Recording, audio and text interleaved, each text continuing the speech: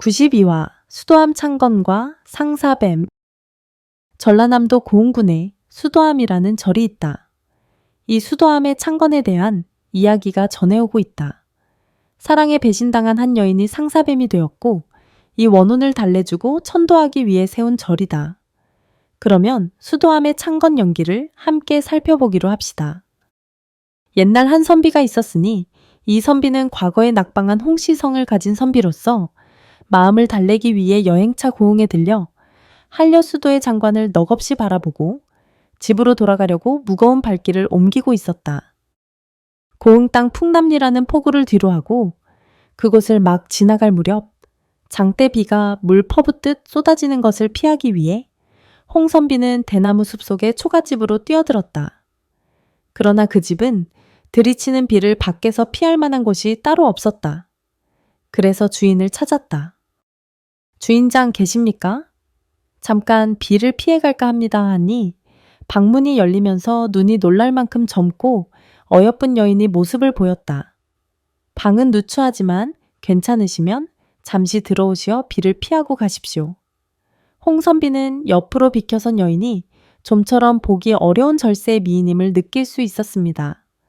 저녁 나절에 시작한 폭우는 날이 어두워질 무렵부터 한층 더 쏟아졌으므로 두 사람은 한 방에서 밤을 지낼 수밖에 없었다. 기골이 장대하고 미목이 수려한 데다 어질고 믿음직스러워 보이는 홍선비에게 여인은 저녁을 대접하며 이런저런 이야기를 하기 시작했습니다. 한때 이 고을에 이름난 미인으로서 문 남성들의 선망의 대상이 되었던 자신이었건만 시집 온 지 1년 만에 남편이 병으로 죽어 과부가 된 이야기며 병간호 때문에 있는 재산마저 다 잃어 모든 것이 다 싫어진 나머지 이 숲속에 조그만 오두막을 짓고 세상을 등진 채 살고 있다는 것이었습니다. 홍선비도 또한 남 부럽지 않은 양반집 자제로서 청운의 꿈을 품고 과거에 몇 번 응시하였으나 낙방하고 집으로 돌아가는 길에 마음이 심란하여 마음을 달래기에 이곳에 들렸다가 집으로 돌아가는 길이라는 이야기를 하게 되었다. 전생의 인연이었던지 두 사람은 마침내 뜻이 통하여 백년가약을 맺기로 하고 하룻밤에 만리장성을 쌓았습니다. 이튿날 아침 홍선비는 집으로 가는 즉시 부모님의 허락을 받아 꽃가마를 가지고 데리러 오겠다는 약속을 남긴 채 길을 떠났다.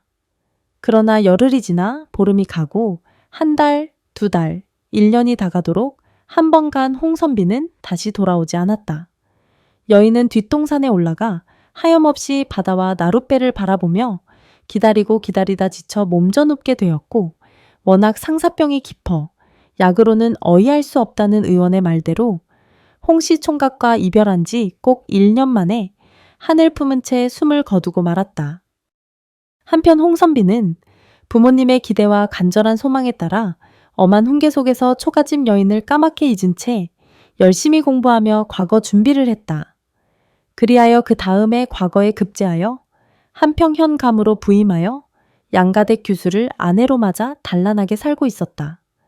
그러던 어느 날 현감이 술이 거나하게 취해 막 걷잠이 들었을 때 이불 속에서 이상한 소리가 나서 눈을 뜨자 눈앞에 커다란 구렁이가 혀를 날름거리고 있는 것이었다.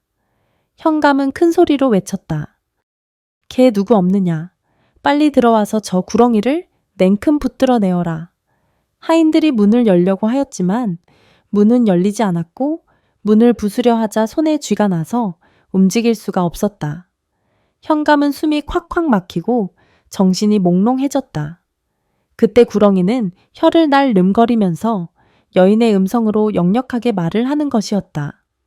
도련님, 당신은 왜 저를 버리셨나요? 저를 모르시겠습니까? 저는 당신의 언약을 믿고 애절하게 기다리다 상사병으로 죽은 초가집 여인입니다. 맹세를 저버리면 구렁이가 되어 당신을 죽이겠다고 한 그날 밤의 약속을 잊으셨나요? 그러다 새벽이 되어 첫 닭이 울자 구렁이는 오은데 간데없이 사라졌습니다. 현감은 총각 시절의 잘못을 뉘우치며 사죄하였지만 그날 이후 밤이 깊어지면 반드시 구렁이가 나타나는 것이었다. 급기야 병을 얻은 현감의 모습은 말이 아니었다. 약도 쓰고 굿도 하였지만 효험이 없었다.